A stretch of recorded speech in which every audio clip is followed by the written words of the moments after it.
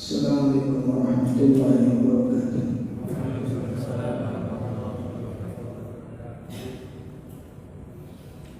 Alhamdulillahirabbil alamin.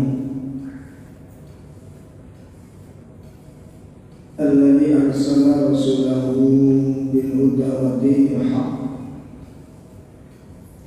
liyudhhirahu 'ala ad-dini kullihi walau karihal musyrikun. Asyhadu an la ilaha illallah wahdahu la syarika lah wa asyhadu anna Muhammadan 'abduhu wa rasuluh. Ya ayyuhalladzina amanu taqullaha haqqa tuqatih wa la tamutunna illa wa antum muslimun. Amma ba'd. Ikhwatul iman, bapak-bapak, ibu-ibu, jamaah majelis taklim yang dimuliakan Allah, mudah-mudahan ilmu yang kita pelajari menjadi ilmu yang bermanfaat. Semoga ilmu ini menjadi sebab untuk semakin dekatnya diri kita kepada Allah Subhanahu wa Ta'ala. Bapak Ibu sekalian yang dimuliakan Allah, materi yang akan kita bahas pada malam ini adalah satu materi yang sangat penting bagi seorang muslim, karena ini berkaitan dengan sesuatu yang paling mendasar yang akan mengantarkan seseorang untuk meraih taufik dan hidayah, yang akan mengantarkan seorang muslim untuk meniti jalan yang lurus, yang akan menyiapkan kekuatan di dalam mentaati Allah, yakni tentang turuku gapai ilmu yang bermanfaat. Bapak Ibu sekalian yang dimuliakan Allah,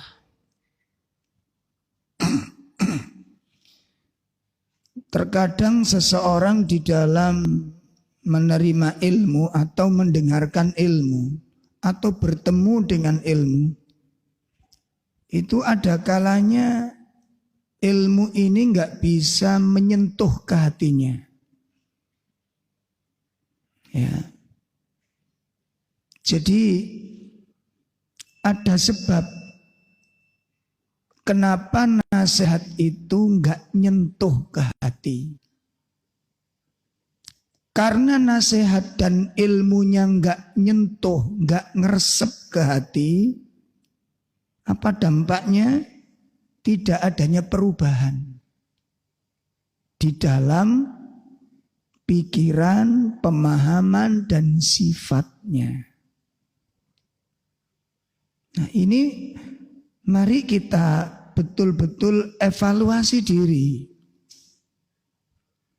Ya, kira-kira nasihat-nasihat yang kita dengarkan dari kajian-kajian, dari khutbah-khutbah Jumat yang kita simak itu persoalannya adalah apakah nasihat-nasihat itu mampu nyentuh ke hati kita atau tidak. Dengar selesai. Sehingga dampaknya apa? Dampaknya satu, pemahaman kita nggak nambah-nambah. Ya wis itu mulai kecil nggak nambah-nambah ilmunya. Ini satu, efeknya kalau ilmu itu nggak manfaat, nggak nambah-nambah. Nah, kalau ilmunya nggak nambah-nambah, ini bahaya. Bahayanya apa? Bahayanya seringkali salah memahami persoalan karena ketidaktahuan kita. Ini satu, efeknya di situ. Yang kedua apa efeknya? Sulit melakukan perubahan diri. Tolong diingat-ingat ya. Sifat watak manusia itu ada dua macam. Sifat watak manusia ada berapa? Ada dua macam. Yang pertama adalah watak karena memang dari watak dasarnya. Watak pembawaan. Murni karunia langsung dari Allah Ta'ala. Dari sononya. Nek jari wong Jawa napa? Teko keluwate wis ngono anjane. Jadi kalau watak itu memang bawaan dasar, itu sulit berubah, Pak. Nah, contoh wong sabar itu ya. Sabar, kalau memang dari bawaan itu mbok ganggu koyo apa tetap sabar. Diuji bolak-balik ya tetap sabar. Difitnah, dicemooh, sabar tetap. Ini apa? Sabar yang merupakan bawaan dasar. Dermawan juga gitu. Dermawan itu kalau memang sifat aslinya, mbok biju utangi balak-balik ya tetap diutangi walaupun nggak bayar. Karena memang apa? Hah? Sifat dasarnya begitu, memang nggak isoan gitu loh. Ini yang pertama. Yang kedua, watak karena adanya usaha. Nah, watak karena adanya usaha. Kok belajar? Jadi ada kalanya orang itu aslinya itu muring-muringan, Pak. Berhubung kate haji, sabar. Mari haji, kumat maneh. Ada apa enggak begitu? Ada. Soalnya wedi mati ning pesawat. Ada kalanya demikian. Ada kalanya demikian. Watak aslinya itu jelek. Apakah watak itu bisa dirubah? Bisa.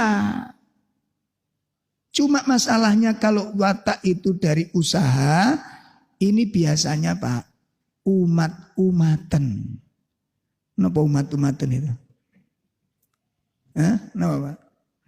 Aku iki ya aslinya iku pokok aja digarai. Ya kabeh ngono Pak Anjen.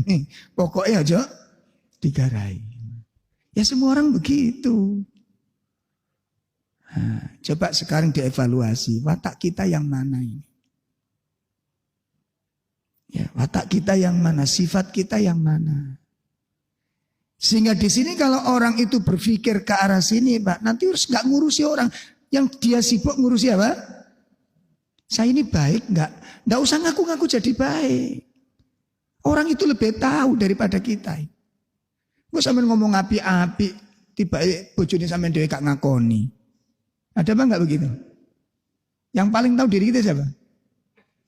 Hah? Siapa ya? Bojone sampean. Makanya ketika ada seorang istri menceritakan suaminya kasar, loh kalau ketemu, ya itu Ustaz, pinteri bojo kula niku ngoten nek petuk jenenganku lembut, padahal kurang ngajarin men niku. Nah itu banyak yang begitu itu. Paham ini? Nah, salah satu sebab yang akan mengantarkan perubahan watak tadi itu adalah ilmu dan nasihat. Salah satu sebab yang akan menjadikan sebuah perubahan adalah apa? Ilmu yang bermanfaat dan nasihat ini tadi. Makanya satu kerugian yang sangat besar apabila ilmu yang disampaikan kepada kita, ilmu yang pilihan. Seperti ilmu yang diambil dari Al-Quran. Itu ilmu pilihan, Pak. Kenapa? Karena diambil dari firman-firman Allah. Dan tidak ada ilmu yang lebih mulia daripada Al-Quran, tidak ada. Ilmu yang lebih hebat daripada Al-Quran, tidak ada. Ya, ilmu yang paling utama itu ilmu yang dari Alkitab. Kenapa? Ini kalamullah. Sehingga karena ini kalamullah, maka dia semulia-mulia kalam. Sebagaimana yang telah disabdakan oleh Nabi SAW, wa khairul hadis kitabullah. Seutama-utama ucapan adalah apa? Kitabnya Allah Subhanahu wa ta'ala. Coba jenengan baca zikir apa atau doa apa yang nilainya itu per huruf, ada apa enggak? Allah memberi pahalanya itu per huruf, ada enggak? Enggak ada dibandingkan dengan Al-Quran. Al-Quran itu nilainya, pahala yang Allah berikan itu apa? Per huruf diberi pahala oleh Allah Ta'ala. Masya Allah.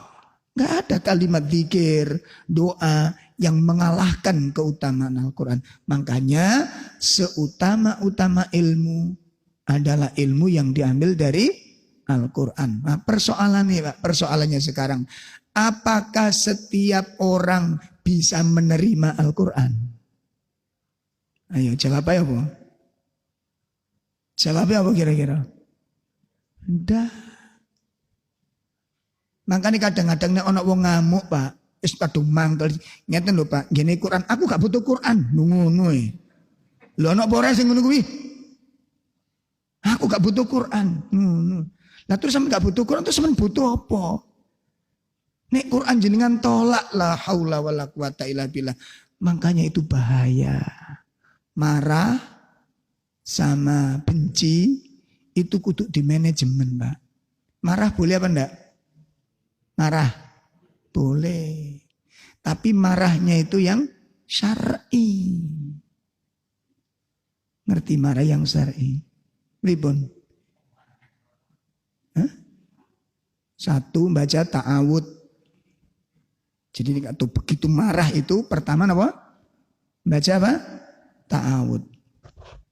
Supaya dilindungi oleh Allah dari fitnah-fitnahnya setan. Cuma kalau jenengan tengkar, baca ta'awudnya jangan keras-keras. Kok salah paham.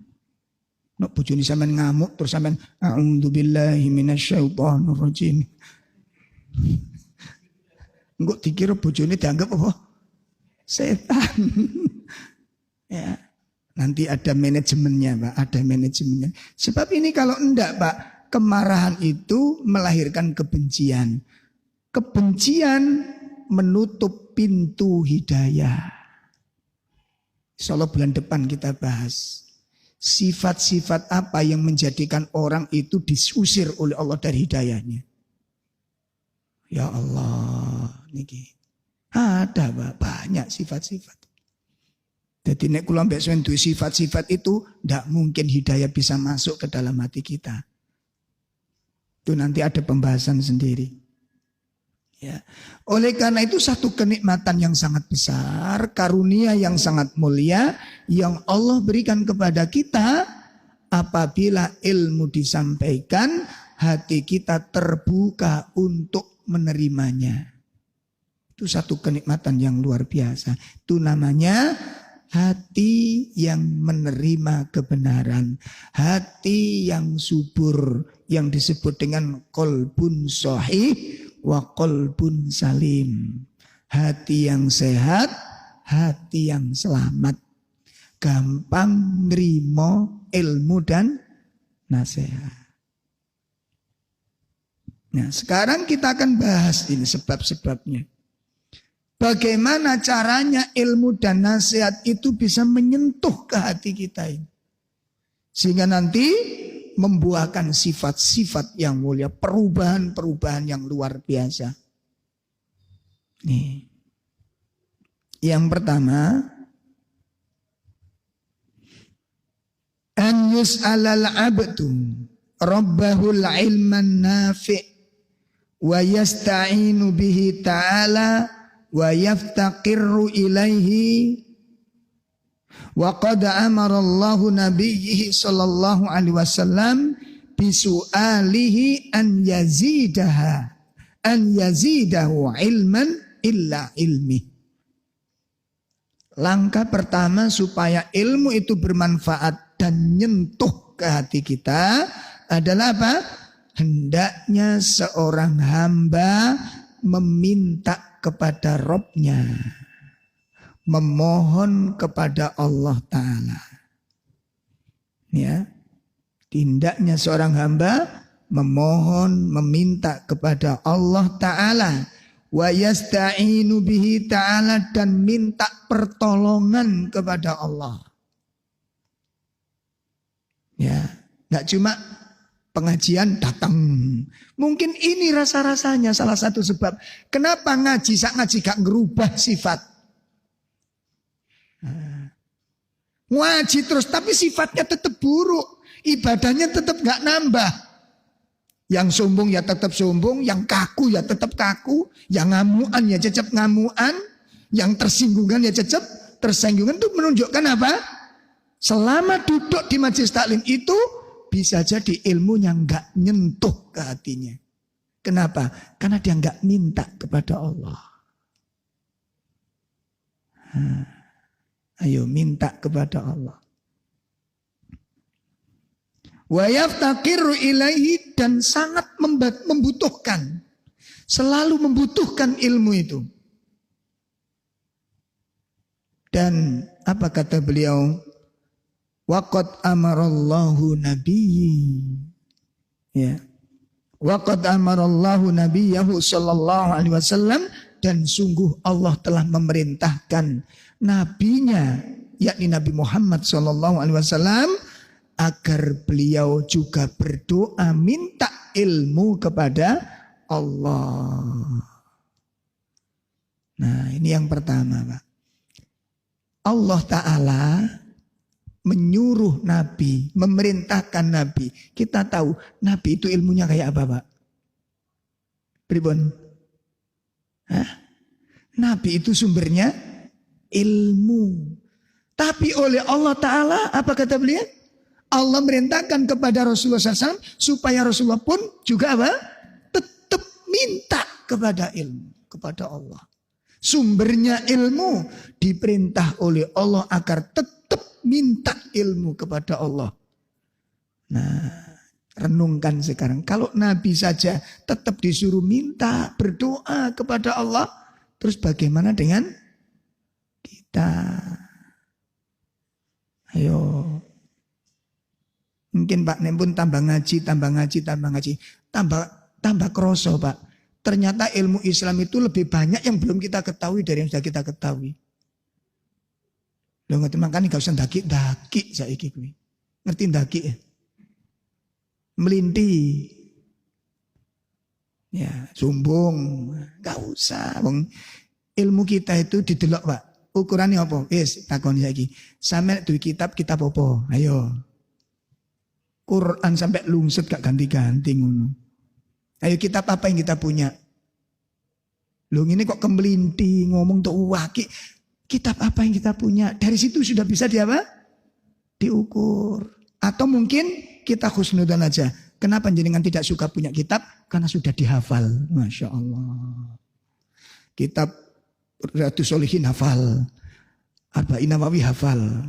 Kenapa kok nggak beli? Karena sudah hafal. Sudah hafal 10 hadis? La haula wala quwata illa billah. Ini loh Pak, dijaga sifat ini. Tidak usah ujub, minta kepada Allah. Oleh karena itu diperintahkan Allah Ta'ala di dalam surah Toha. Ya, di dalam surat Toha, surat yang ke-20 114. Coba kita simak bersama-sama biar tahu kita. Surat 20 ayat 100 berapa tadi? 14. Di situ ada perintah dari Allah kepada sang Rasulullah sallallahu alaihi wasallam. A'udzu billahi minasyaitonir rajim. Fata'ala Allahul malikul haqq. ولا تعجل بالقرآن من قبل أن يقضى إليك وحيه Wa qur rabbi zidni ilma. Minta tolong terjemah, Pak.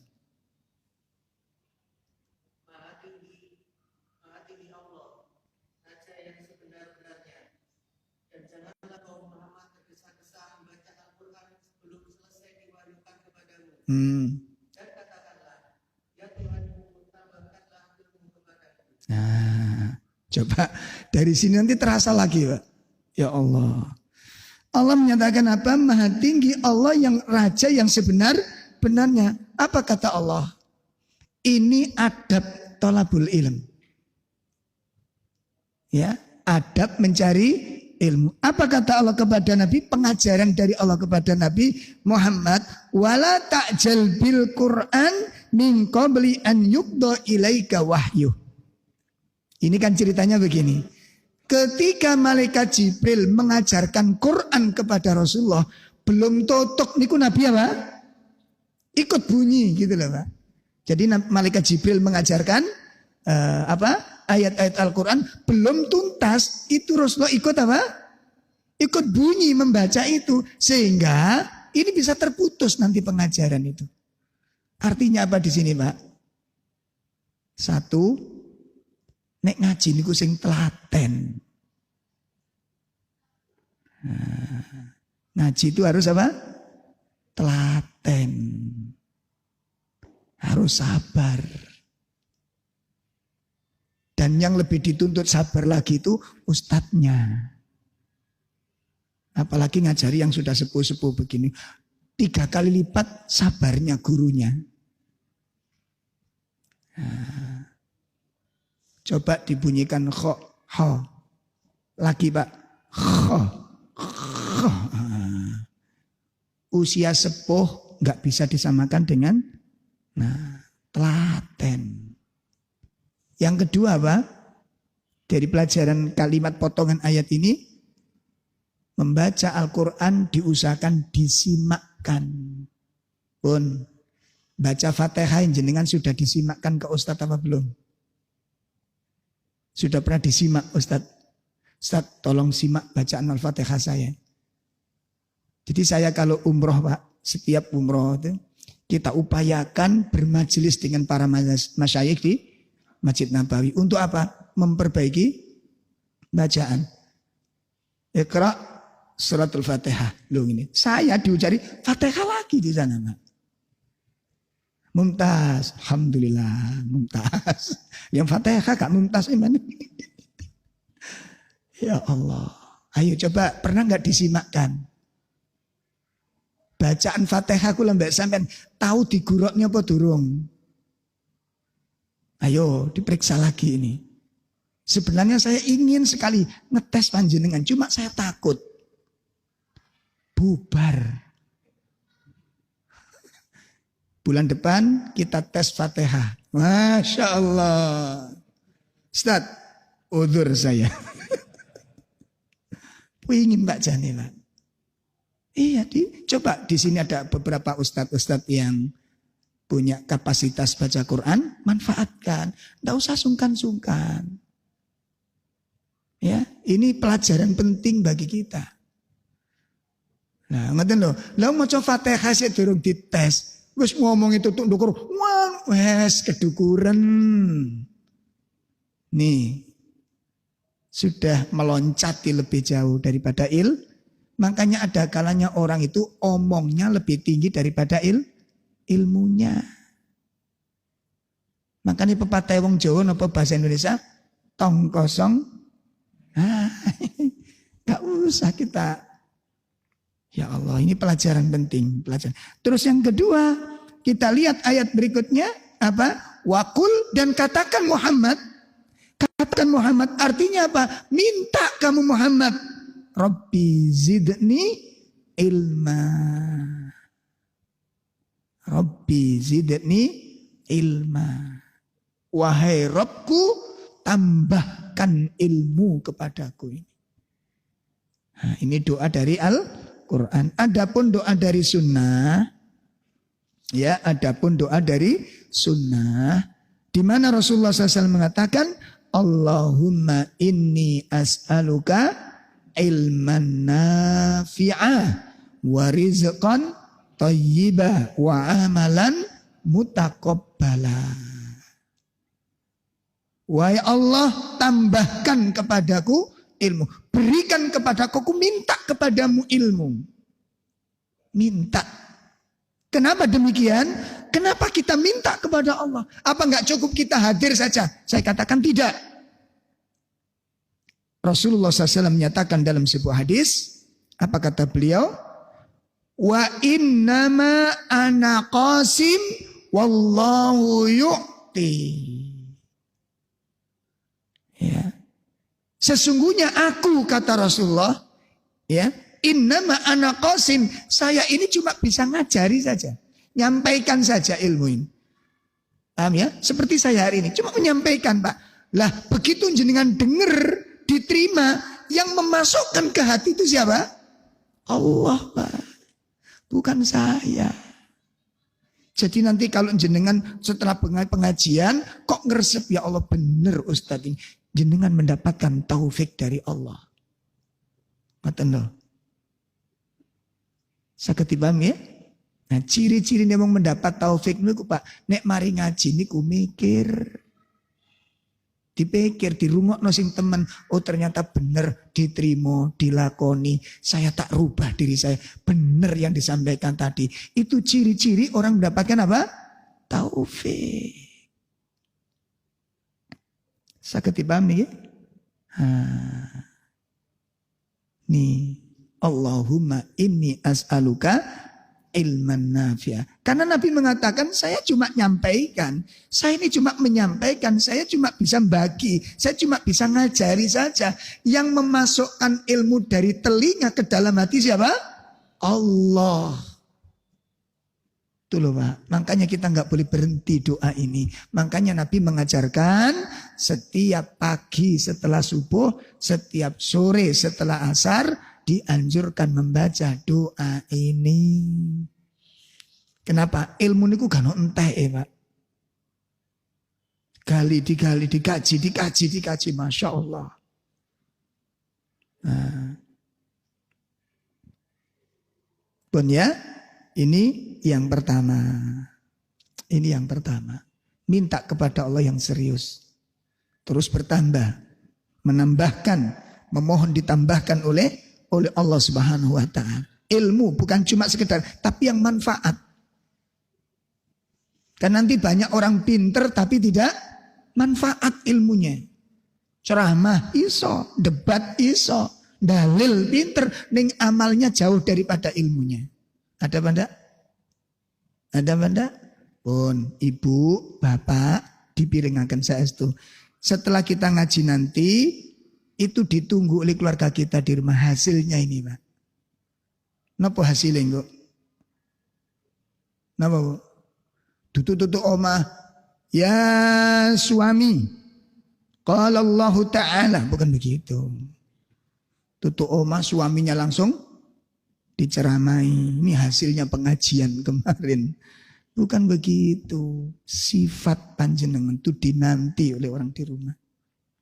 Dinanti oleh tetangga panjenengan. Ana wong sapa masjid ambek tanggane tukaran. Ana apa ora ngono kuwi? Ambek aturan RT urunan yo gak gelem. Pak ge urunan sampah tak buaki dhewe ngono. Lah ya nemen. Ana apa ora ngono kuwi? Ana muga-muga teko malam ini. Krungu kupinge iki. Tetangga sakit, yang enggak dikunjungi. Masya Allah, tak cocok ini. Pun yang pertama, selalu minta kepada Allah. Makanya mendoakan anak juga demikian, Pak. Ya, makanya jenengan kalau megang anak-anak jenengan, walaupun sudah dewasa, dipegang, dicium, didoakan. Biasanya ngoten kalau sama putranya. Halo? Kesuwen Ustaz. Ayo. Megang anaknya, jabatan tangan, dicium keningnya. Walaupun sudah dewasa anaknya. Barakallah. Allahumma faqihu fiddin. Dilus dadanya, dilus pundaknya, dilus punggungnya. Sambil apa?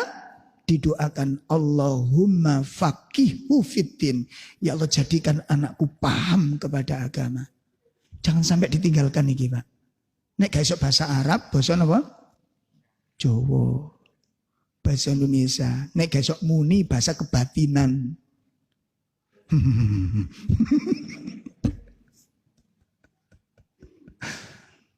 Jangan sampai dilupakan ini. Jangan sampai dilupakan. Allahumma faqihu fiddin wa 'allimhu ta'wil. Ajarkan kepadanya takwil. Anak-anak yang sudah dewasa, yang sudah rumah tangga, perlu apa enggak didoakan semacam ini? Ayo, bapak-bapak sing sik duwe wong tuwa, sampean tau didongakno ngono ora? Mboten. Masya Allah ini Pak. Makanya mungkin orang tua kita belum tahu. Lah kita yang sudah tahu, anak-anak kita harus mendapatkan hadiah doa ini. Itu manfaatnya luar biasa Pak. Manfaatnya luar biasa. Sudah ya? Ini yang pertama, terus berdoa, tidak boleh Kenapa? Kebutuhan kita terhadap ilmu itu terus menerus Pak. Terus menerus. Karena masalah-masalah yang kita hadapi nanti bermacam-macam. Gonta ganti si jenengi masalah itu. Lah setiap masalah nanti kita membutuhkan apa? Ilmu untuk menyelesaikannya ini. Bermasyarakat kita butuh ilmu. Ngomong butuh ilmu. Butuh ilmu apa enggak? Dalam butuh. Banyak sekarang orang salah di dalam mengarahkan anak-anaknya. Arek tiba meja dikepuk, meja ini salah. Halo? Nek kamu kodok ditoleki. Jatuh, kodoknya nakal di sawah. Ini gak bener sini iki. Ya, ini cara-cara yang gak benar. Kalau nggak temboknya, tembok nakal, tembok ini, tembok nakal itu tuh ngendi ini. Dan itu kita sering dengarkan ajaran-ajaran yang tidak tepat dari orang tua. Jelas ya? Bun, ini yang pertama. Yang kedua apa? Langkah yang kedua agar ilmu itu bermanfaat. Sehingga nanti kalau kita sampaikan ke anak-anak kita pun memiliki daya rubah. Tolong diperhatikan Mbak. Tolong diperhatikan. Nek wong tuane gak patek seneng ambek nasihat, dia akan disiksa oleh Allah melalui anak-anaknya gak akan mau dinasihati orang tuanya. Nek gak percaya cobaan. Nah, enak. Wis tolong dengarkan para orang tua semuanya. Kalau di antara diri kita gak suka dengan benci dengan nasihat, Anda akan diberi siksaan oleh Allah melalui apa? Anak-anak Anda durhaka kepada Anda. Kalau nggak percaya, cobaan. Wallah. Itu akan disiksakan oleh Allah pada kita. Salah satu siksaan orang tua terhadap anaknya apa Pak?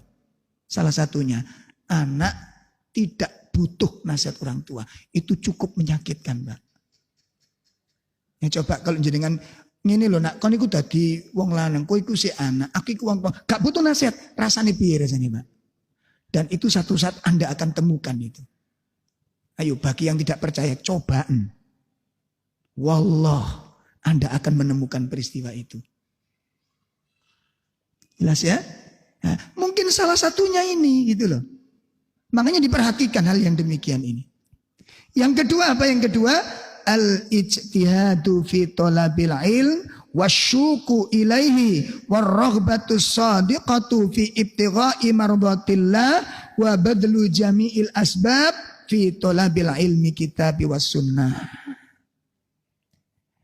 Bersungguh-sungguh di dalam mencari ilmu. Sing temen oleh ilmu. Serius. Nah. Ya. Ini yang kedua.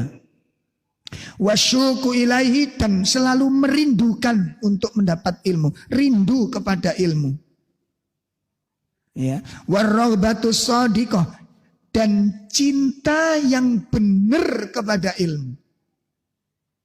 Cinta yang benar kepada ilmu. Fi ibtigha'i mardatillah, di di dalam mencari keridhaan Allah Subhanahu wa taala.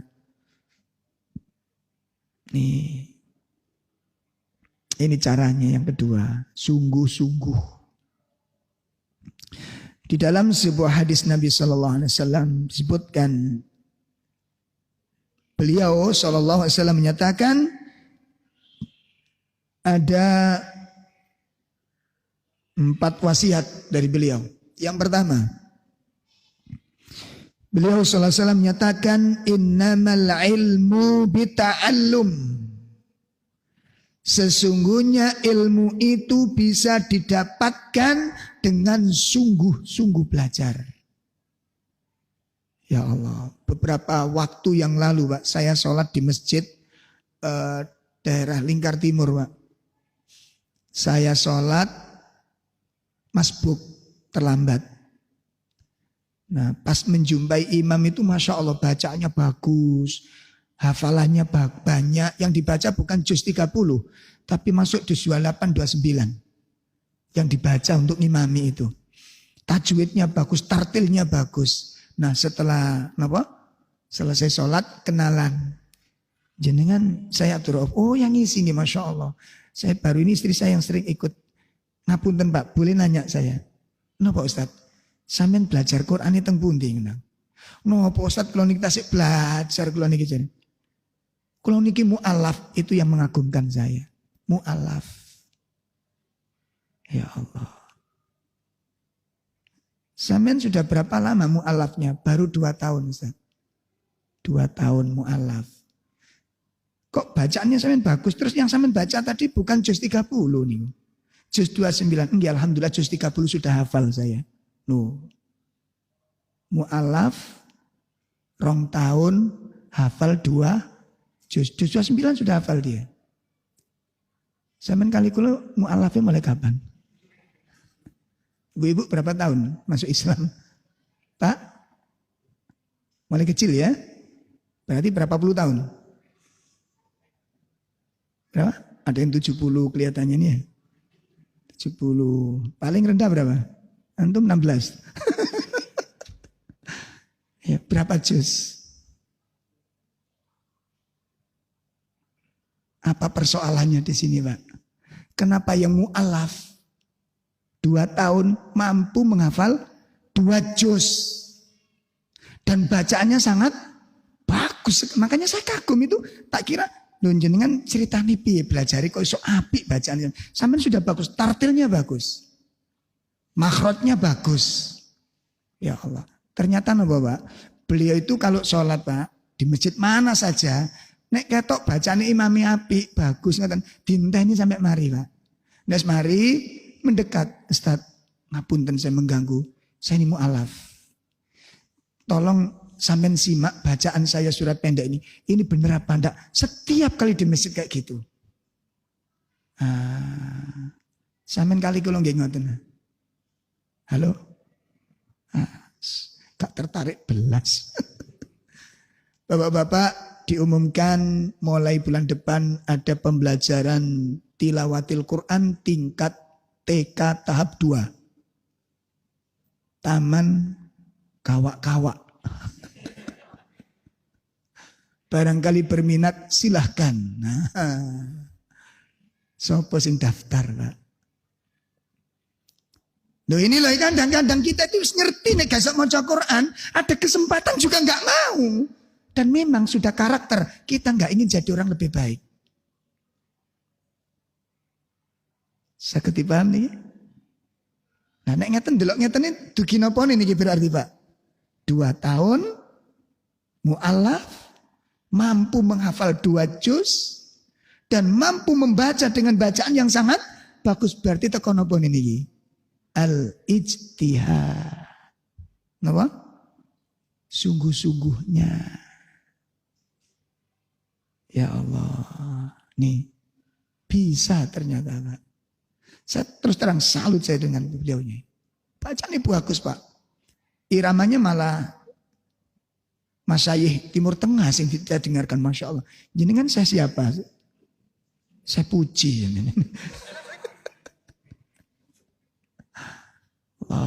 Ayo dievaluasi. Ini loh, ditingkatkan keilmuannya. Kualitas sama kuantitasnya. Ojo saklek dari tahun ke tahun ilmu nih enggak nambah, Quran nih enggak nambah, perubahan bacaannya enggak nambah, sifatnya juga enggak nambah. La haula wala quwwata, berarti tidak ada belajar sama sekali kita. Terus muncul mengaku dirinya lebih baik daripada orang lain. La haula wa. Betapa tercelanya sifat yang demikian ini. Belajar tidak mau, meningkatkan kualitas juga tidak mau, meningkatkan ibadah juga enggak mau, meningkatkan pengetahuan juga enggak mau, tapi mengatakan lebih baik daripada orang lain. Betapa buruknya sifat yang demikian ini. Jelas ya? Ini wasiat Nabi yang pertama. Al ilmu bita'allum. Ilmu itu bisa diperoleh dengan apa? Bersungguh-sungguh di dalam belajar. Yang kedua kata beliau, wal hilmu bitahallum. Sifat sabar itu bisa diperoleh dengan membiasakan diri untuk sabar. Sifat sabar itu bisa diperoleh dengan apa? Pembiasaan diri, Pak. Gak kampung ngamuk dituruti mboten dimpet. Ini kemarin saya dapat laporan dari beberapa ibu-ibu yang Masya Allah. Alhamdulillah Ustadz, ini suami-suami baru ikut ngaji. Sekarang perubahannya sudah luar biasa. Alhamdulillah. Loh memangnya dulu kenapa? Kalau dulu tuh Ustadz sebelum ngaji, setiap marah, ono barang-barang di rumah niku mesti cemet kabeh niku. Dandang melempet. Wajan mulet. Wis pokoknya buruk sekali. Sekarang alhamdulillah tinggal suaranya. Udah melengking, diem beliau ini sekarang setelah ngaji. Berarti orangnya apa? Serius ingin jadi orang baik. Kadang-kadang ana wong elek ngene diling. Sampeyan ojo kasar-kasar. Anjene watekku ngono e. Ana apa ora sing ngono kuwi? Berarti dia memang tidak ingin berubah. Bisa dirubah, kata siapa tidak bisa? Long sampeyan iki lho, nyekel godir ambek nyekel tetel beda apa ora? Tahu tetel sampeyan? Napa tetel niku napa? Ketan sing dunyet ya dipleket ngoten niku. Iku nek nyekel kudu keras, Pak. Rek tarik ngono. Nek gak ngono gak iso cepot niku karena lengket gitu kan. Sementara yang namanya ager-ager iku ojo kate diperkes. Nek sampean perkes lembut, Pak. Saya tanya, wong sak kasar-kasare wong, pernah enggak jenengan temukan nyekel apa jenenge agar kerwes? Lho Pak, kon aku sifatnya kasar Mas Ali Mas. Ngerti? Arah pembicaraan saya ngerti. Ternyata bisa dia bersikap apa? Lembut bisa. Kenapa dalam hal lain tidak bisa? Loh, ngeten loh. Nyekel ndok mateng ambek ndok mentah beda dhek. Ngerti, ndok matang niku masih pecah apa-apa. Ndok mentah cah, Pak. Pemane ndoke moro tuwa. Beda lagi sudah. Wal hilmu bitahallum. Sifat lembut, sifat sabar itu bisa diperoleh dengan apa?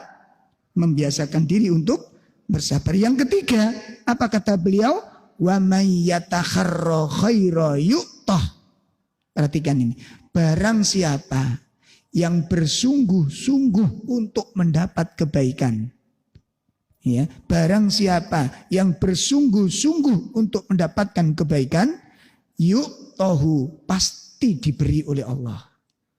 Oh, kan diberi oleh Allah. Makanya nggak boleh putus asa. Semangat terus gitu. Ya, yang rumongso bacaan kurang bagus belajar sudah. Seandainya nanti kok tetap seperti itu, insya Allah kesalahan-kesalahan kita dimaafkan oleh Allah. Itu dimaafkan oleh Allah. Ya, itu yang ketiga. Barang siapa yang bersungguh-sungguh untuk mendapatkan kebaikan, maka dia akan diberi kebaikan. Yang keempat, wa may yatawaqqash syarra, barang siapa yang bersungguh-sungguh menjaga dirinya dari hal-hal yang tidak baik.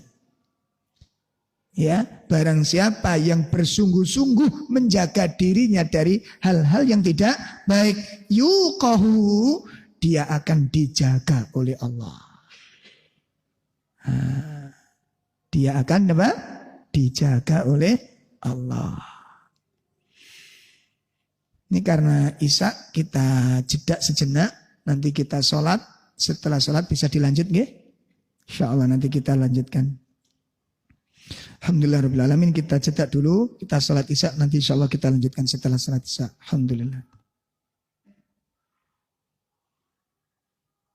Kan ilmu adalah al-ijtihad fi thalabil ilm, bersungguh-sungguh di dalam thalabul ilm. Ada sebuah nasihat indah dari Al-Imam Asy-Syafi'i rahimahullah ta'ala. Ini dari ada nasihat atau wasiat Mas Imam Asy-Syafi'i rahimahullah ta'ala. Walihada qala al-Imam Asy-Syafi'i rahimahullah ta'ala. Oleh karena itu berkata Imam Asy-Syafi'i rahimahullah ta'ala. Akhi, lan tanalal ilm illa bisittatin. Sa'unbiuka an tafsiliha bibayan. Apa kata beliau? Wahai saudaraku. Ya, wahai saudaraku.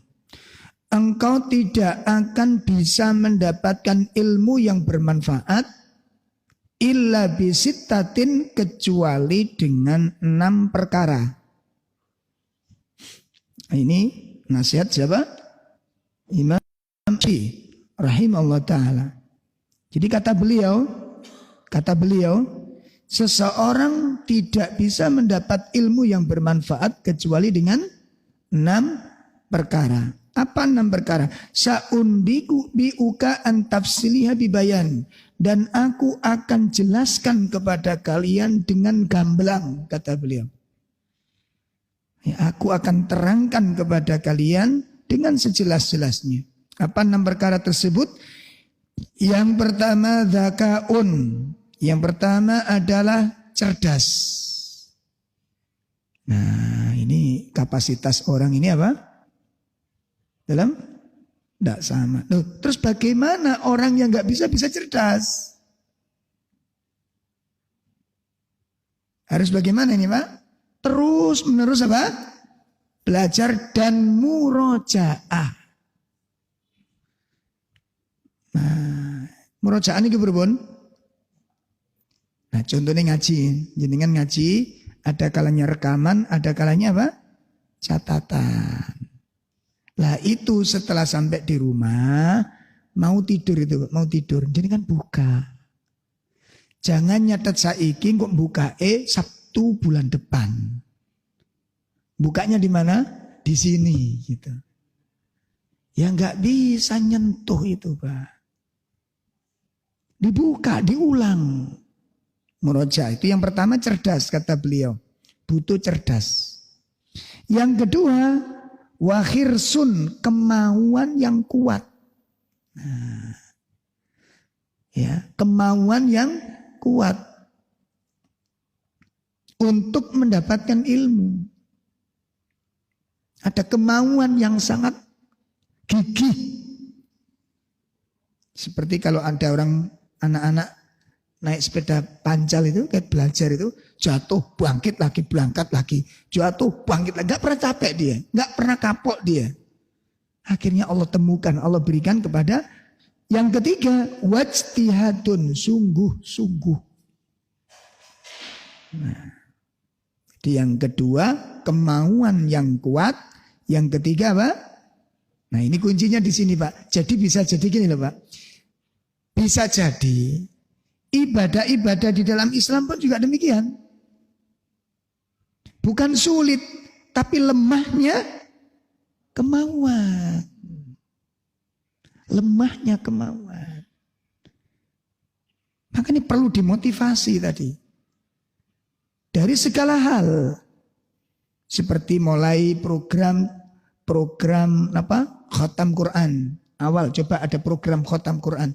Kita biasanya kita programkan berapa lama sekali khatamnya, Pak? Biasanya bapak-bapak berapa lama sekali? 3 bulan? Hah? 3 bulan sekali khatam ya? Insya Allah. Ada yang mungkin sebulan sekali? Jadi 1 hari 1 juz. Masya Allah. Artinya apa? Ada agenda. Ada agenda. Berapapun yang kita tapi ada agenda. Lah di situ nanti muncul apa Pak? Kesungguhan. Itu yang ketiga kata beliau. Yang keempat wabulghotun. Kata Imam Syafi'i yang keempat apa? Bulghotun itu butuh modal, butuh bekal. Makanya saya kan pesen jenengan kalau bisa punya buku-buku bacaan di rumah. Tafsir Ibnu Katsir punya gitu loh nggih. Ya. Beli. Ya, kitab akidah punya, kitab fikih punya. Yang paling mendasar aja dulu. Ya, yang paling mendasar yang kita butuh-butuhkan itu. Itu diusahakan punya. Itu bekal. Kemudian yang kelima, ya betul ya. Kata Imam Syafi'i apa yang kelima? Wasuhbatu ustad, bimbingan ustad. Tadi seperti tadi saya sampaikan. Perlu dibimbing ustad di dalam memahami agama. Cek gak keliru, cek gak menurut perkiraan ngene bae. Ojo ngono agama niku ana tanggung jawab. Agama itu ilmu, belajar, nanya kalau nggak ngerti. Itu. Jangan apa katanya, apa tanya. Ya, nanya ustadz. Makanya kalau bisa punya ustadz itu yang banyak dan yang luas, lintas madhab kalau perlu. Loh. Supaya apa? Memiliki kekayaan dalam ilmu ini.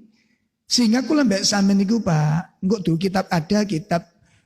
Sebenarnya kalau kitab fikih niku jenengan baca kitab Bulughul Maram saja, sebenarnya itu sudah cukup untuk modal awal memahami masalah fikih. Supaya apa?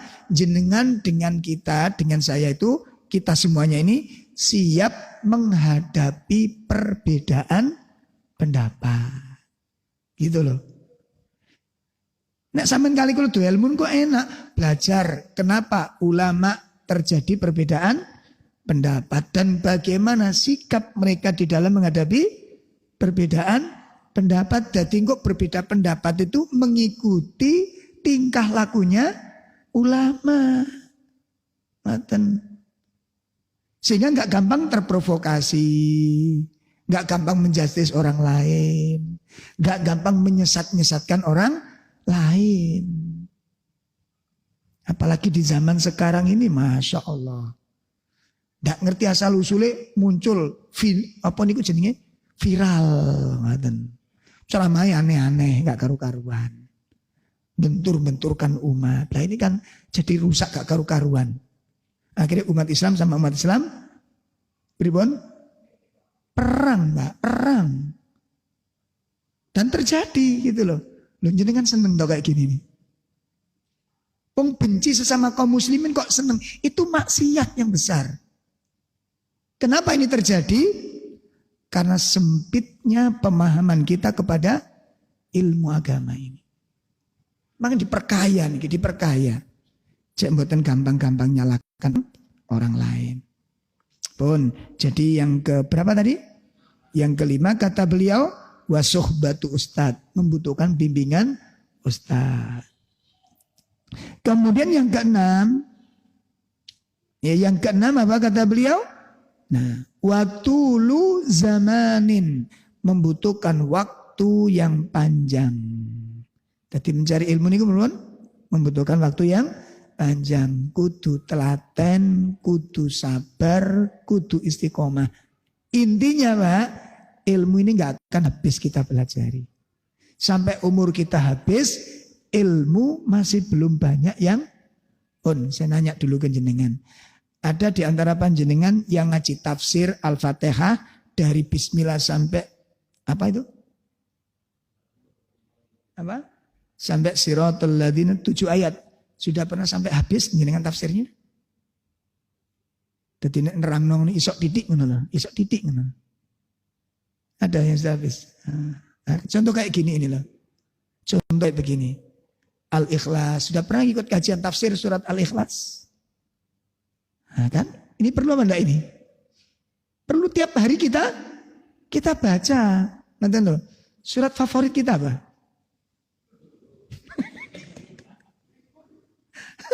Ayo.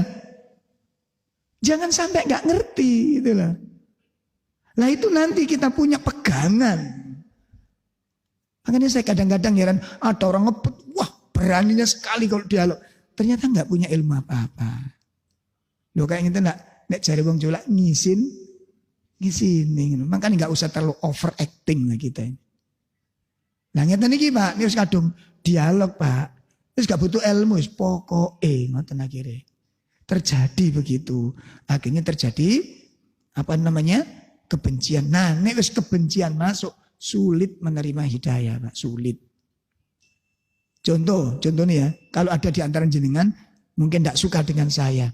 Masih saya ngomong bener tetap elek, Pak. Faktornya apa? Karena jenengan sudah nggak suka duluan gitu. Begitu juga mungkin dengan ustadz lain. Kalau faktornya sudah nggak suka, guyune tok niku guyu niku elek, Pak. Guyune niku elek. Loh, percaya mboten sampean? Karena sudah didasari dengan apa? Guyun, benernya tetap elek. Ana wong cerita, niku ustaz niku nonton gini masyarakat sewae, Pak. Bagi-bagi duit. Niku tipu muslihat, Pak, niku, Pak. Lu ngono. Coba niku tambah medit lah tambah elek ngoten niku.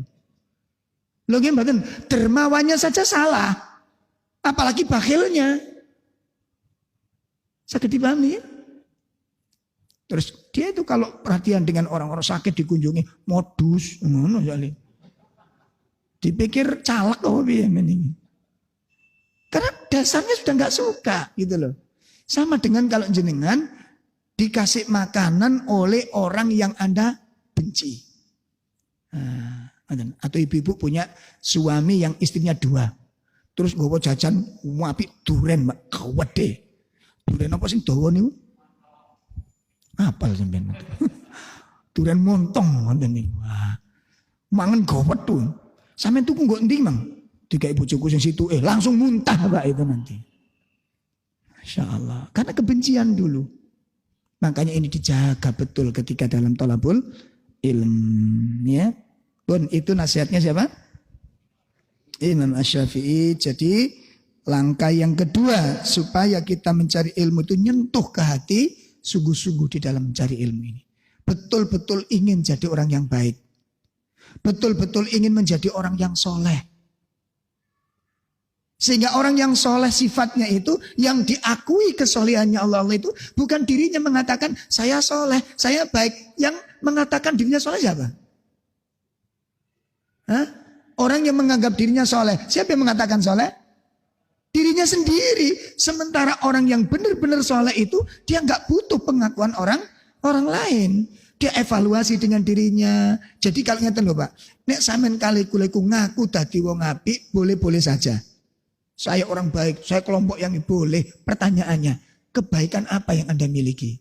Ayo. Mulai mikir kalau begini. Kebaikan apa yang kita miliki? Kalau kita mengaku jadi orang yang baik, kebaikan apa? Kan enak kalau begini. Jadi nggak usah ngaku-ngaku jadi orang baik sehingga nanti menganggap sepele pada orang lain. Ini nggak benar gini. Pun ya, ini langkah yang kedua. Langkah yang ketiga, supaya ilmu itu nyentuh ke dalam hati kita. Ya, supaya ilmu ini bermanfaat kepada kita. Yang ketiga adalah ijtinabu jami'il ma'as. Menjauhkan diri dari semua kemaksiatan. Nah, menjauhkan diri dari semua kemaksiatan.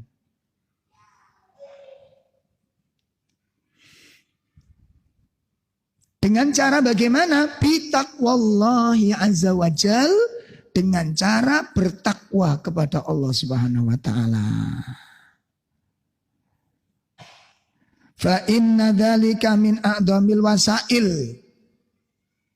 Kata Syekh Sa'id bin Ali bin Wahab Al-Qahtani beliau mengatakan, cara ini, langkah yang keberapa ini? Yang ketiga, dengan meninggalkan semua kemaksiatan-kemaksiatan, baik maksiat yang besar maupun maksiat yang kecil, itu merupakan seutama-utama cara, seutama-utama langkah ila khusulil ilm untuk bisa meraih ilmu yang bermanfaat. Jauhnya kita dari maksiat. Mari kita lihat satu kisah yang sangat menarik sekali. Wa qala Imam Asy-Syafi'i rahimahullah ta'ala. Berkata Imam Syafi'i. Nah kembali lagi.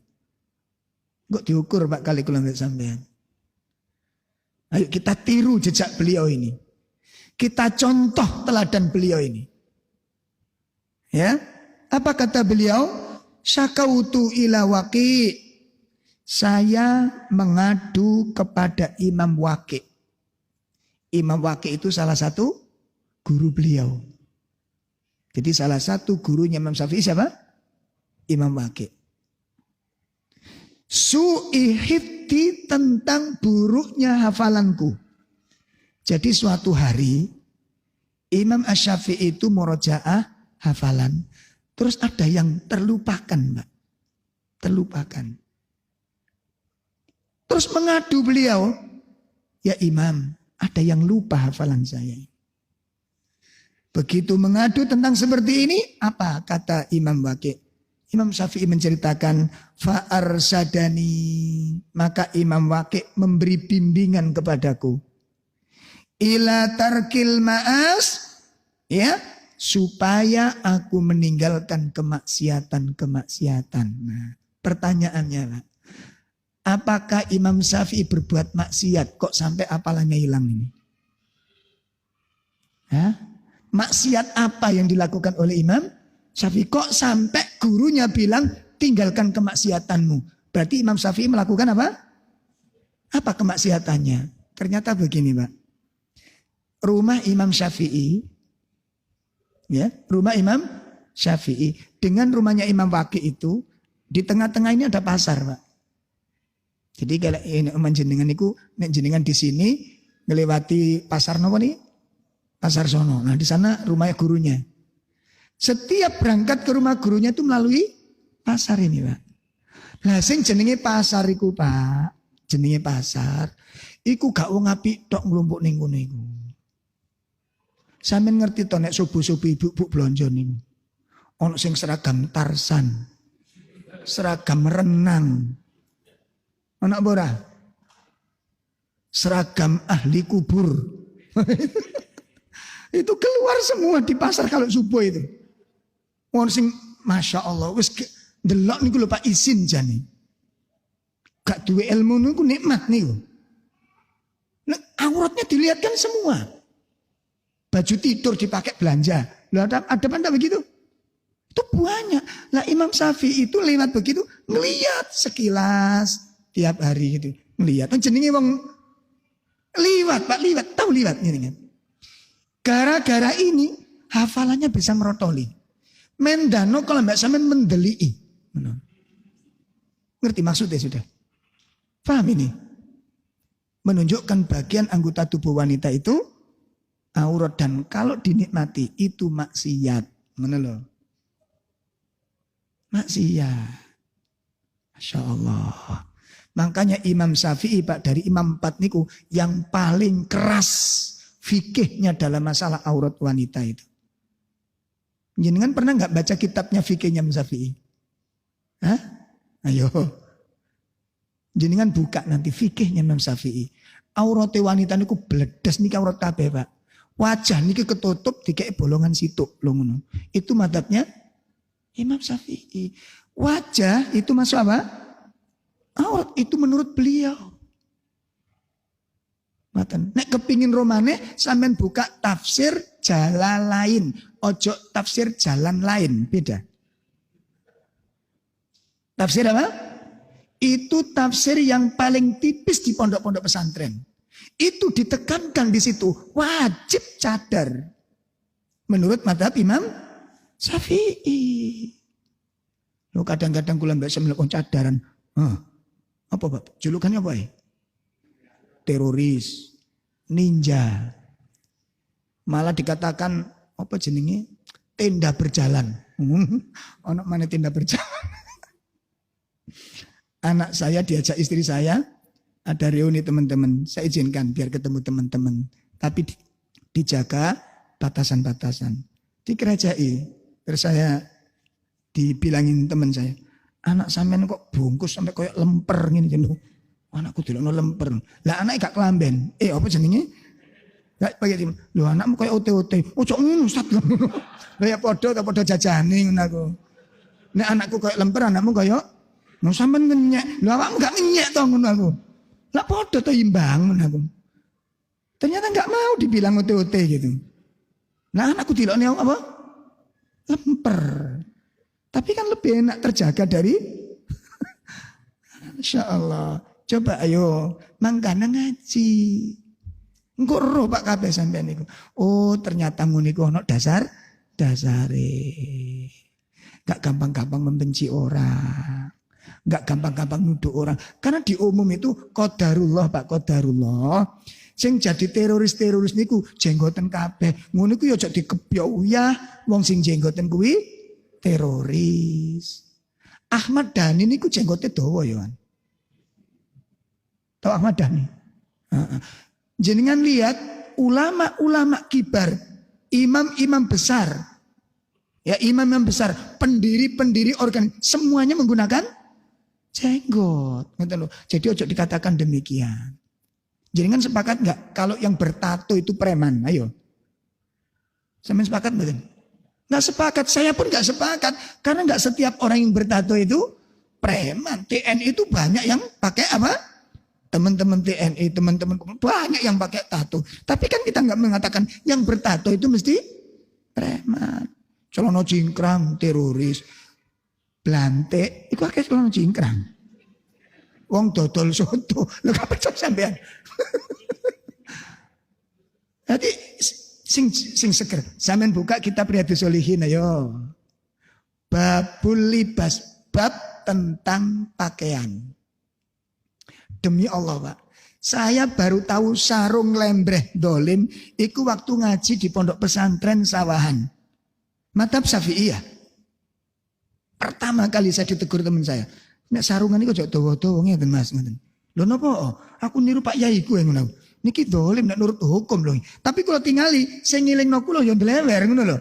Aku gak pas iki ngono aku. Ternyata di situ ada dalil mengingatkan kain di bawah mata kaki itu terlarang. Nonton. Sampeyan buka kitab Riyadhus. Lah kitab Riyadhus Shalihin niku sinten sing nyatet? Imam Nawawi. Imam Nawawi madhabe sinten? Syafi'iyah. Lho ngoten lho. Duwe enggak kitab Riyadhus Shalihin? Ora duwe. Ojo dibuka lek ngono. Lah ngoten to. Mangkane enggak usah terlalu tajam dulu. Nek wis didodono kok izin kula mbak sampean. Lah ngakoni salah itu bukan urusan. Halo. Ayo, ngakoni salah iku urusan gampang apa Ibu? Wis ngene, gak usah musuh wong liya. Bapak Ibu tukaran. Nah, sing njaluk sepuro dhisik biasane sapa? Oh, temen kok. Cari Ibu, ayo tak remet kan kok. Ngakoni salah apalagi kalau udah dimulai kebencian, dituduh-tuduh dulu. Begitu ditunjukkan ada dalil, ngakoni nerima kebenaran itu belum tentu mau Pak. Akhirnya karena gengsi, belani tetap sesuatu yang salah. Itu bisa terjadi. Ngerti loh. Makanya dibuka hati ini, cek longgar hati ini. Yuk ngaji bareng, belajar bareng. Awak Dewi ini durung duwe apa-apa. Pak ilmune sik napa? Cetek, enggak usah ngomong dhuwur-dhuwur nemen. Wis sing ngerti ati dolek dilakoni teman. Paham ini? Bon. Nah itu maksiatnya Imam Syafi'i tadi begitu. Ya. Lalu apa kata beliau? Nah ini nasihatnya Imam Waqi'. Fa arsadani ila tarkil ma'as. Kemudian Imam Waqi' memberi bimbingan kepadaku agar aku meninggalkan maksiat. Besoknya Imam Syafi'i enggak boleh lewat di pasar tadi, Pak. Wis ndolek pasar dalan dia ojo lewat ning pasar. Engko nek liwat pasar kepethuk wong ngono-ngono maneh engko. Petuk wong kelamben separo, ya celana separo. Lah ana ta niku? Nggih, masyaallah. Wis aja liwat kono, akhirnya lewat jalan lain. Itu bentuk kemaksiatan kata beliau. Masyaallah. Lah terus tambah diundang, Pak. Bidu wanita diundang. Masya Allah. Nyawer pisan sampean. Gak cuma hilang merotoli Pak sampean. Mungkin dari sini faktor-faktor kenapa kita sulit jadi orang soleh. Kenapa kita sulit memperbaiki diri. Kemungkinan masih ada kemaksiatan-kemaksiatan yang belum bisa ditinggalkan. Evaluasi lagi. Evaluasi. Ayo dievaluasi. Maksiat itu yang mana yang kira-kira? Makanya contoh musik-musik, nyanyian dangdutan coba dikurangi dikit. Disetel tartil di rumahnya. Seji Pak mungkin rasanya. Lebih hidup hati ini. Lebih hidup. Jelas ya? Kemudian wa akhbirni dan telah memberikan kabar kepadaku. Beliau Imam Waqi' memberikan kabar kepadaku, mengajarkan kepadaku bi anna ilmallah nurun. Ilmunya Allah itu cahaya. Ilmu itu ibarat apa? Cahaya. Wa nurullah dan cahaya Allah la yuhda. La yuhda li'asi tidak akan diberikan kepada orang yang bermaksiat. Cahaya Allah tidak akan diberikan kepada orang yang maksiat. Makanya mungkin nih Pak, ngaji sak ngaji, ya sapa ustad, ya sapa kiai, ning ati ini mboten saged berubah teko sifat elek. Mungkin masih ada kemaksiatan-kemaksiatan sing dilakoni. Kadang-kadang itu lho Pak, ada kalanya orang itu taatnya juga luar biasa, tekunnya ke masjid luar biasa, ngaji luar biasa, tapi maksiat juga istiqomah. Loh, ini kemungkinan, ngaten loh. Maksiat-maksiat yang tidak diketahui oleh orang lain. Yang menjadi sebab sulitnya kita menerima nasihat. Ayo dievaluasi. Nah, apalagi di usia kita yang sudah mulai senja niki.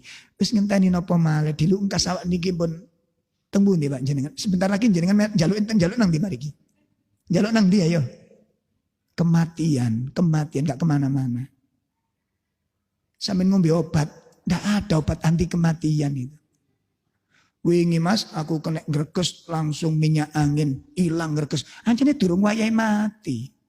Nek wayahe mati jangan sampai minyak anginnya pirtus umbin tema mati sampean. Paham ya? Nyupir, saking aku biasa Mas, durung. Kalau sudah Allah katakan idza jaa ajaluhu la yastakhiruna sa'ata wala nah, modal kita untuk menuju kematian enggak ada lagi.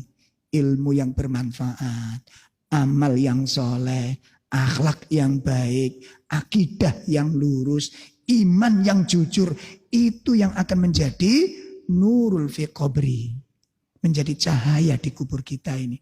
Bukan pengakuan-pengakuan. Berhenti dari mengaku-ngaku, sudah berhenti. Evaluasi diri dan serius memperbaiki diri. Memperbanyak ibadah, mendatangi kajian-kajian. Saya nambah wawasan nih Pak. Saged dipaham ya? Mungkin mbak wonten sing mboten cocok. Jenengan usul, mboten cocok loh. Ndak apa-apa. Tapi ojo ngamuk ngono lho. Halo? Paham? Diskusi niku Bu, wajar ndak masalah, Pak. Saya nggak cocok. Ndak apa-apa. Imam Syafi'i dengan Imam Malik. Imam Malik itu apanya? Apanya Imam Syafi'i? Guru besarnya Imam Syafi'i itu Imam Malik. Tapi dalam bidang fikih, Imam Malik dengan Imam Syafi'i beda apa enggak? Beda. Apa Imam Malik menuduh Imam Syafi'i murid murtad itu? Murid durhaka. Kenapa pemahamannya tidak mengikutiku? Enggak. Imam Malik mengatakan Imam Syafi'i itu soleh. Imam Syafi'i itu cerdik. Imam Syafi'i itu berlian. Imam Syafi'i itu alim. Diakui. Walaupun madhabnya berbeda. Itu kita tiru cara berbeda pendapat demikian. Gitu loh Pak. Saya nggak keluar dari kesolian. Mungkin harus keluar dari kesolian Pak, isi mung caci maki, menuduh, memfitnah, dan itu bukan sifatnya orang mukmin. Coba jenengan baca, wailul likulli, apa terusannya? Humazatil, apa artinya? Terserah Ustadz. Celaka orang yang mengumpat lagi mencela. Loh. Allah ancam itu. Loh kok kita suka mencela, suka mengumpat, suka memfitnah. Itu bukan sifat orang mukmin. Jelas ini? Nanti ada pembahasan tersendiri Pak ya. Tentang min afatil lisan. Penyakit lisan. Apa penyakit lisan Pak? Sariawan. Kenal ini nanti. Bun. Nah ini pujiannya Imam Malik kepada Imam Syafi'i. Mari kita lihat. Wa qala al-Imam Malik lil Imam Syafi'i rahimahullahu ta'ala. Rahimahumallahu ta'ala. Semoga Allah merahmati kedua beliau. Ya. Semoga Allah Ta'ala merahmati kedua beliau ini. Apa kata Imam Malik? Inni arallaha qad ja'ala fi qalbika nuran. Hai Syafi'i, kata beliau, sesungguhnya aku melihat Allah menjadikan cahaya masukkan ke dalam hatimu. Oh, ini pujiannya siapa? Imam Malik kepada Imam Syafi'i. Padahal madhabnya beda. Coba kalau jenengan niru dua imam. Canggih Pak. Hebat jenengan kalau bisa meniru jejak beliau ini. Ayo ditiru. Lah sampean musuh-musuhan, wanteman, caci makian, iku madhabe sapa? Ngono. Saya tak takoni, melok madhab sapa sampean? Imam Syafi'i enggak begitu, Imam Malik enggak begitu. Ayo niru siapa kita? Madhabnya siapa ini? Ya. Madhabnya Imam Samudra. Enggak berhukum kafir, gampang kafirkan orang lain. Imam-imam kayak coba jenengan, Masya Allah ditiru, ini kita tiru. Beda pendapat enggak masalah. Saya paham nih. Nah, apa kata beliau? Aku melihat Allah memasukkan cahaya ke dalam hatimu. Fala tudfi'uhu bidulmatil maksiyah. Maka jangan kau padamkan cahaya itu dengan kedolimannya dengan kegelapannya maksiat. Maksiat itu menjadi kegelapan hati. Peteng hati niki. Pun dikurangi nanti nggih, ibu yang suka sinetron, kurangi, ganti mak lampir. Bodoh. Wis repot kayak ini. Iya, ibu itu kalau nonton sinetron, Mbak, ngalang-ngalih iktikaf 10 Ramadan, Mbak. Anteng bercucuran air mata, la haula wala quwata illa billah. Ngaji sak umur-umur gak tahu nangis, Pak. Nonton sinetron 10 menit banjir. Saya pernah beli pangsit soalnya. Beli pangsit ini tak celuk kok gak dodol iki kok buka gitu, Bu. Beli, gak ngerti duduk di atas di bawah mejanya tentiangin. Wonten apa Mas? Nangis. Lho kenging apa Bu? Nonton sinetron jadi. Mbok yang pas maca Quran, ndongakne wong tua iku nangis ngono lho. Mendoakan suaminya supaya tambah imannya, tambah istrinya gitu, nangis. Itu sampai nonton sinetron, air matanya niki eman gitu loh. Satu butir air mata ketika jenengan istighfar itu sangat dahsyat kalau bisa. Dahsyat sekali. Satu butir keluar dari mata kita karena istighfar. Mendoakan orang tuanya supaya diselamatkan Allah Ta'ala. Itu luar biasa. Lah wong ana tukaran wong sinetron, anjene kebacut iku. Gak ngerti dipucuki ngono sik nganut. Komentar wong sinetron dikomentari. Masya Allah. Ya tolong dikurangi Ibu ya. Yang hobi-hobi sinetron itu. Dikurangi. Memang untuk terapi itu tidak langsung gretek nonton zakat Pak. Dikurangi tinggal didik. Tapi ojo ngurangi iki ganti iki, ojo ngono. Ojo ngono. Ya. Pun. Kemudian yang keempat, langkah yang keempat agar kita mendapatkan ilmu yang bermanfaat, ya, dan agar nasihat itu bisa nyentuh ke dalam hati. Apa? Adamul kibr wal haya an talabil ilmi. Ada, bersihkan diri kita itu dari sifat sombong. Bersihkan. Wal haya, dan rasa malu untuk belajar. Ya, dan rasa malu dari belajar. Bersihkan dari sifat sombong dan rasa malu. Wa qala Imam Mujahid, berkata Imam Mujahid rahimahullah ta'ala, la yata'allamal ilm. Seseorang tidak akan bisa mendapatkan ilmu. Ilmu gak akan masuk ke dalam hatinya. Ilmu akan pergi meninggalkannya. Hatinya tidak bisa ditembus oleh hidayah. Siapa? Yang pertama, mustahyin. Orang yang malu untuk belajar. Malu untuk belajar. Tidak akan nambah ilmunya. Ya, tidak akan bisa mendapat hidayah, sulit mendapat hidayah. Wong malu, Pak. Ya. Yang kedua, apa penyakit yang kedua yang menghalangi orang untuk mendapatkan ilmu dan hidayah? Mustakbir. Apa mustakbir? Orang yang sombong. Orang yang sombong. Makanya salah satu dampak buruk dari kesombongan apa? Dampak buruk dari kesombongan. Apa Pak? Satu, terhalang untuk mendapat hidayah. Ya Allah, terhalang untuk mendapat hidayah. Coba jenengan buka surat 7, 146.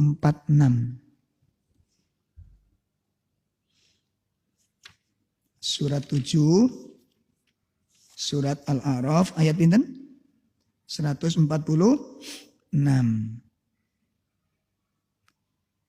Ya. Sa'asrifu an ayati alladhina yatakabbaruna fil ardi bighairil haqq. Sudah. Ya, Allah katakan apa? Akan aku palingkan dari tanda-tanda kekuasaanku. Ya, akan aku palingkan dari tanda-tanda kekuasaanku. Siapa? Orang-orang yang menyombongkan diri di muka bumi ini. Berarti apa Pak? Gak bisa mendapatkan ilmu dan hidayah. Orang yang hatinya dikuasai oleh kesombongan. Dipalingkan oleh Allah hatinya daripada ilmu. Gak bisa mengambil manfaat nasihat.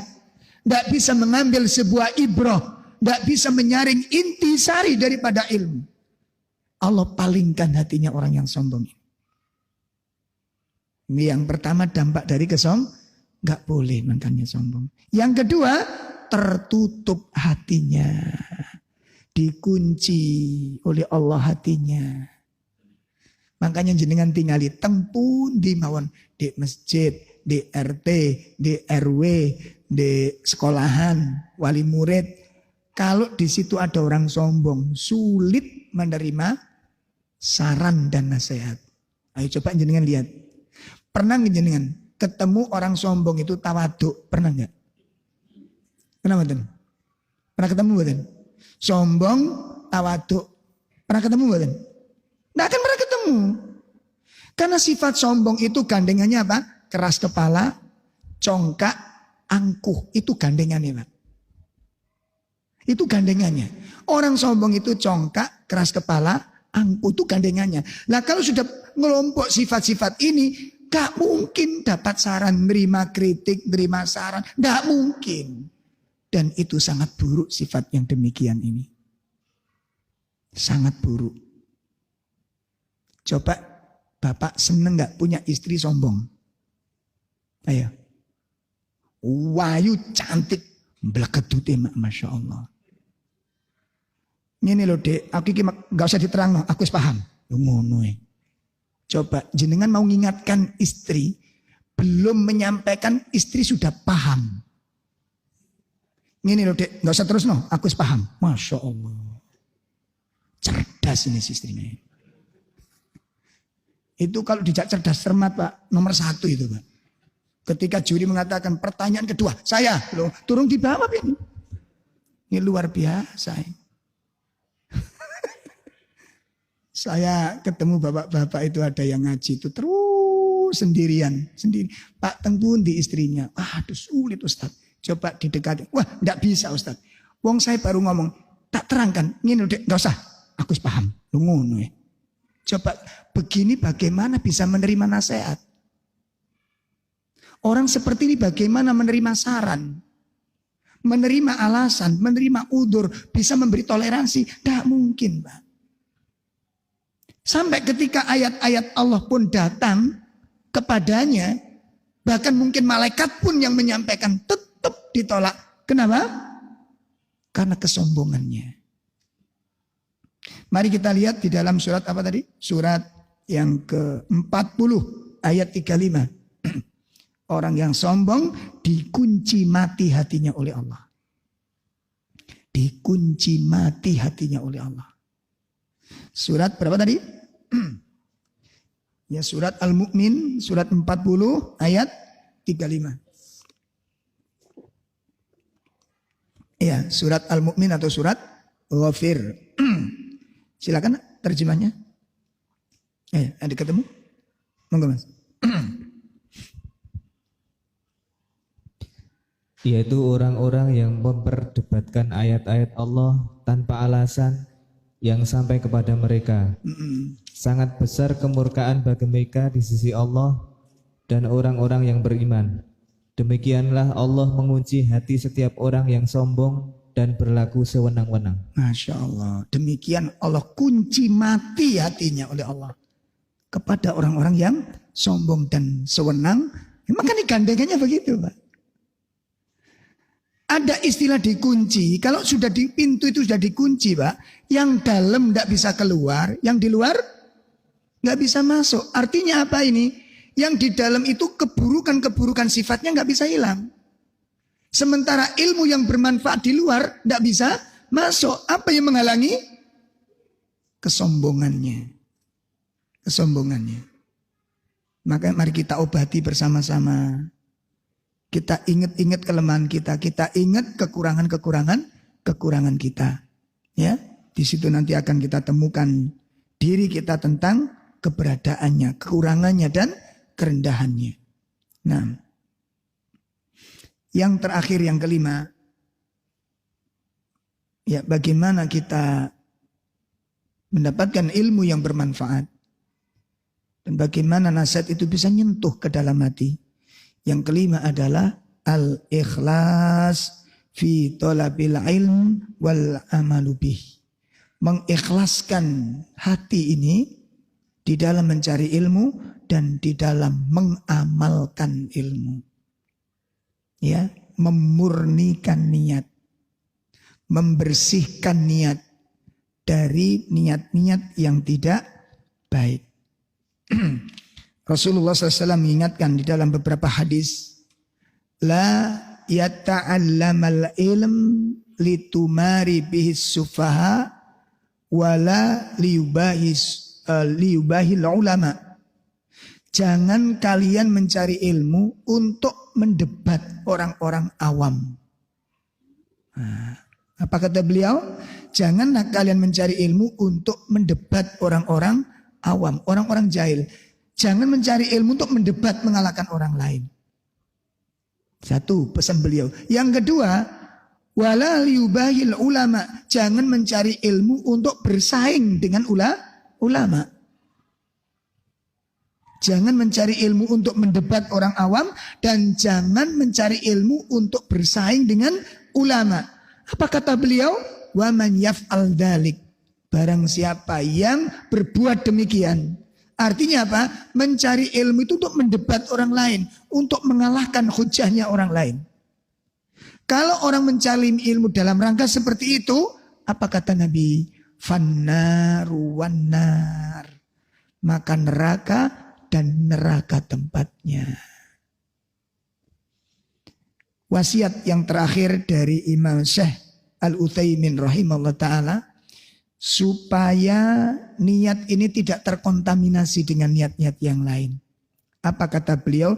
Nanti bisa dilihat dalam kitabnya beliau, kitabnya Syekh Utsaimin, yaitu Kitabul Ilm, kitab tentang ilmu. Ketika membahas masalah niat, yang pertama, hendaknya orang mencari ilmu diniatkan karena dalam rangka menjalankan perintah Allah, imtithal li awamirihi, untuk menjalankan perintah-perintah Allah Ta'ala. Satu, niatkan dalam rangka apa? Menjalankan perintah Allah. Karena mencari ilmu itu diperintahkan oleh Allah. Dan kita mencari ilmu ini dalam rangka menjalankan perintah Allah. Itu satu. Yang kedua apa? Yang kedua adalah liiqamatis syariah. Agar kita bisa menjalankan syariat dalam kehidupan ini. Ini niat yang kedua. Supaya kita dalam hidup berumah tangga, bermasyarakat, itu bisa menjalankan syariat-syariat Allah. Nggak punya ilmu, nggak bisa menegakkan syariat dalam kehidupan. Nggak bisa. Itu yang kedua. Niatkan supaya bisa apa? Menegakkan syariat Allah dalam apa? Kehidupan ini. Yang ketiga, niatkan litahsinil musik, untuk memperbaiki kekeliruan orang-orang yang di sekitar kita. Niatkan apa tadi? Supaya bisa apa? Memperbaiki apa?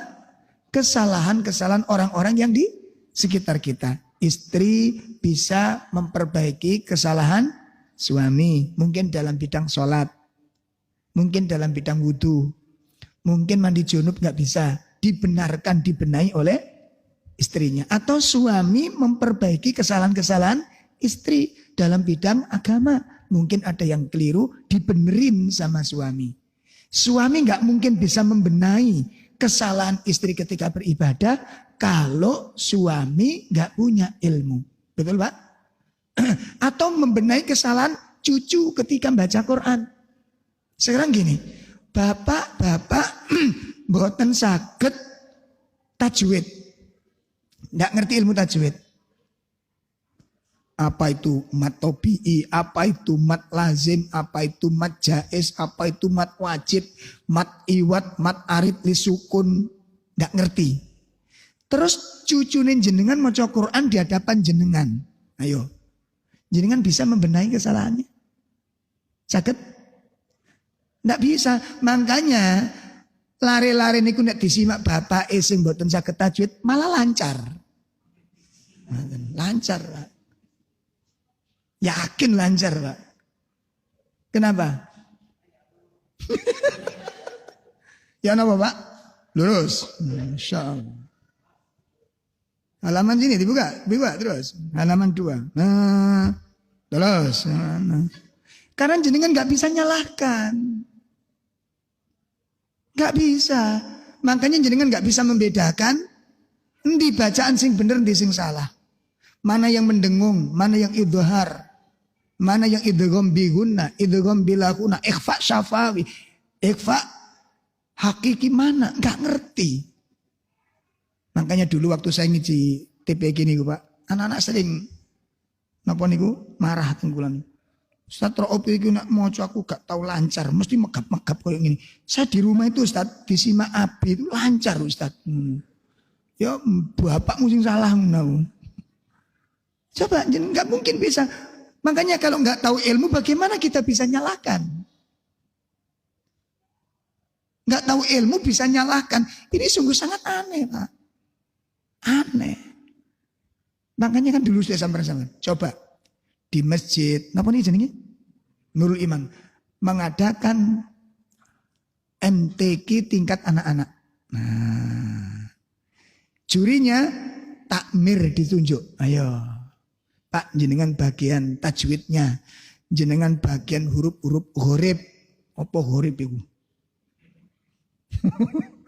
Wis blank, nggak ngerti. Coba Sampai ditunjuk menjadi juri, kira-kira berani untuk pengiritan dana supaya nggak ngambil ustadz dari luar? Pak, berani? Jadi kan ditunjuk sebagai irama. Berani? Nggak bisa. Kenapa? Nggak punya ilmu. Nggak bisa membenarkan, menyalahkan. Karena nggak punya ilmu. Makanya ini tolong dibenahi. Itu yang keberapa tadi? Yang ketiga, niatkan mencari ilmu supaya bisa membenahi kesalahan-kesalahan orang di sekitar kita. Yang keempat, supaya bisa membela ketika ilmu itu dipelencengkan maknanya. Nah, supaya bisa membela pada saat ilmu itu dipelencengkan maknanya. Nah sekarang Pak, banyak kasus seperti itu. Tafsir dipelencengkan dari tafsirnya para ulama, ditafsiri sendiri. Banyak. Lan jenengan tahu bahwa itu melakukan pelencengan karena jenengan bisa membaca tafsir. Keliru iki, ngerti jenengan. Lah nek gak ngerti kira-kira pripun? Mesti mantuk, Pak. Mantuk. Nah, soalnya cocok menurut perasaan. Ya Allah. Pun ini ya diluruskan niatnya supaya nanti 5 poin. 5 langkah jalan untuk menggapai ilmu yang bermanfaat. Insya Allah kalau 5 ini kita kumpulkan dan kita miliki bersama-sama, insya Allah setiap ilmu yang disampaikan kepada kita itu akan memiliki pengaruh yang sangat kuat, terutama di dalam Ihya'ul Qulub, di dalam memberikan kehidupan bagi hati. Saya rasa cukup, ini sudah banyak dan memang kita sementara tidak ada soal jawab dulu, ya. Nanti kita biar membekali dulu sehingga nanti kalau kita sudah cukup pembekalan baru kita adakan apa? Soal jawab. Saya kira cukup ya, kurang lebih mohon maaf yang sebesar-besarnya. Kita akhiri dengan kafarah majlis. Subhanakallahumma bihamdika asyhadu an la ilaha illa anta astaghfiruka wa atubu ilaik. Assalamualaikum warahmatullahi wabarakatuh.